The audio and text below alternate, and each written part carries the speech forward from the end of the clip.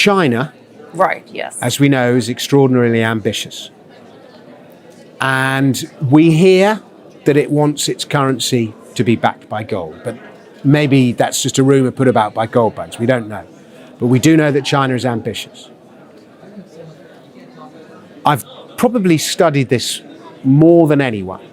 And I'm going to tell you now why China's gold holdings are probably 10 times what they say they are. Over the past few years, more often than not, China has been the subject of many gold-related headlines. From its activities with BRICS and growing de-dollarization plans to its rapidly increasing gold holdings, China has been dropping a lot of hints that it wants to go from being a regional big gun to being a global superpower. To achieve that very tall aim, the Asian country is attempting to move away from the fiat-based monetary system backed by the United States and the rest of the Western world to a more stable, commodity-based system, and gold is at the very center of its plans. The People's Bank of China released its gold reserve report for October a few days ago. The report shows a gold reserve of 71.2 million ounces, approximately 2,215 tons, an increase of 740,000 ounces, approximately 23.02 tons, compared to September. This is the 12th consecutive month China is reporting an increase in its gold reserves. It's up by 204 tons since the beginning of 2023. While the Asian country continues to stockpile gold, it is also drastically reducing its holdings of US Treasuries. There are several interesting and important things to note about this. Firstly, China has been rapidly increasing its gold reserves by tens of tons every month, while also dumping US Treasuries. This is an equivalent of the second largest economy personally approving gold and doing otherwise for US bonds, which until now were perceived as the safest assets on Earth. Secondly, China is suddenly reporting, even if it is really underreporting, its gold reserves, all while pushing a rapidly growing de-dollarization agenda with many other countries. Experts are certain that all of these points to the fact that China is about to make a really bold move, which will possibly lead to the end of the fiat system and the reinstatement of a gold-backed system. During a recent interview with Kitco News, Dominic Frisby, the founder of FlyingFrisby.com, a popular financial newsletter, highlights the importance of the recent gold-related moves China is making and what they mean for the future of global finance. Dominic, a strong gold bull, also gives several important reasons why gold shines above all other assets. We will now bring you clips from the interview, but before we do, please take a little time to like this video, subscribe to the channel, and turn on post notifications for more videos.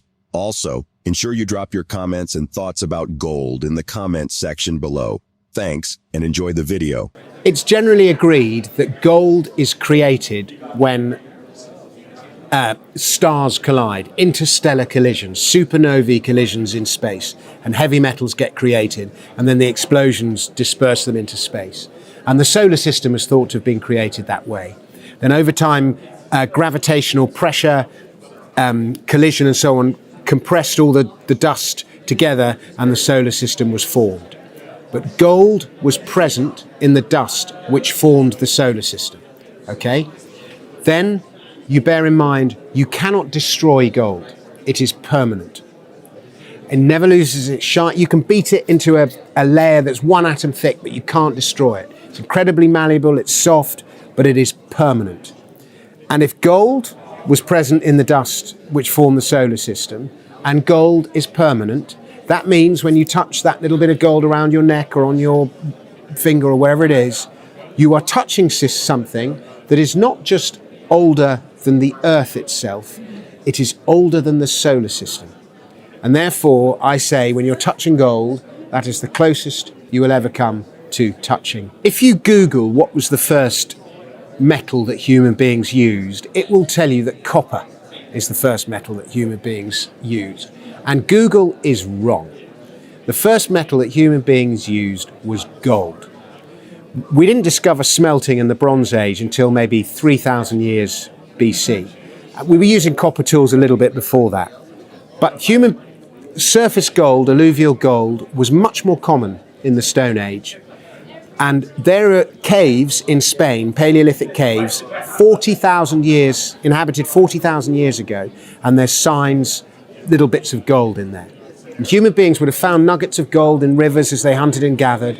They would have taken them up, they would have moulded them into beads, into jewellery, they would have worn them, handed them out as reward, as prizes, as barter and tools, and as a tool of exchange, to store wealth, to display wealth. Look at me, I've got this gold nugget, I have access to this special material, you should mate with me, all this kind of thing.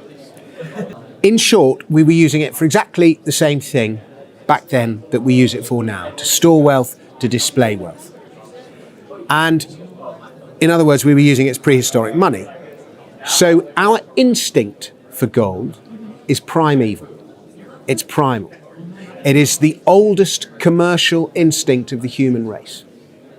And I talked about, the eternity of gold. We also have this instinct. We have an instinct as human beings for beautiful things. We like beautiful people. We like beautiful landscapes. We like beautiful sounds, because they're all to do with survival. Everyone loves the sound of running water. Well, we need running water to survive. We find certain landscapes beautiful. Well, those tend to be the landscapes that have the things we need to survive on them. We find other people beautiful. Well, they tend to be the person that you want to reproduce with the most and further the human race. And similarly, we have an instinct for gold.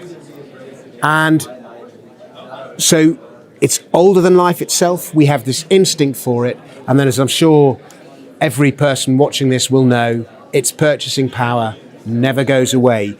Gold will buy you as much food, as much accommodation, as much clothing, as much energy as it ever has. It preserves over time.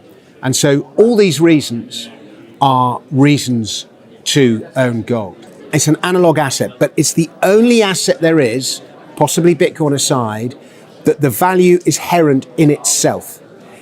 Like if you go into a shop, all money now is promises.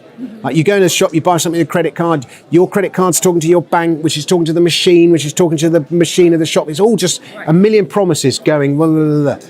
And that's all money is, promises. Adam Smith, all money is belief, credit, I believe. It's just promises between parties that trust each other. Gold is the only money that is nobody else's promise. The value is there in the piece of gold. Dominic's description of gold and investing in gold is almost poetic. It is clear from his vivid and spirited description that this is an investor who not only loves and adores gold, he is also 100% convinced about the importance of owning and holding gold. During the interview, Dominic explains that at the pace the digital world is growing, 3 times that of the physical world, everything tangible is becoming obsolete, but not gold. Physical gold and silver will remain unchanged to fulfill the world's quest for something with a real value in a world where that is becoming really scarce. Gold's value is inherent in itself, a concept that in less than 5 years will become very, very rare. Dominic also talks about China and why its increasing gold purchases is a sign of interesting things to come. Let's get back to the interview. China, right, yes, as we know, is extraordinarily ambitious.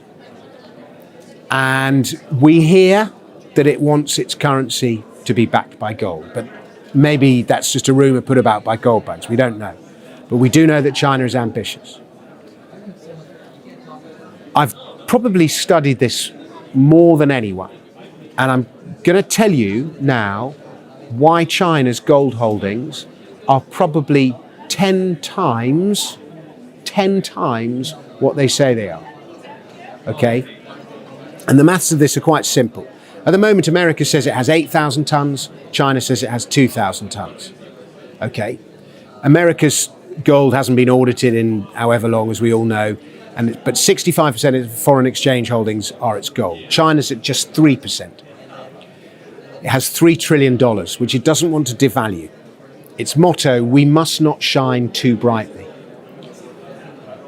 But 2,000 tons, remember that figure. Now, in 2007, China overtook South Africa to become the world's largest gold producer.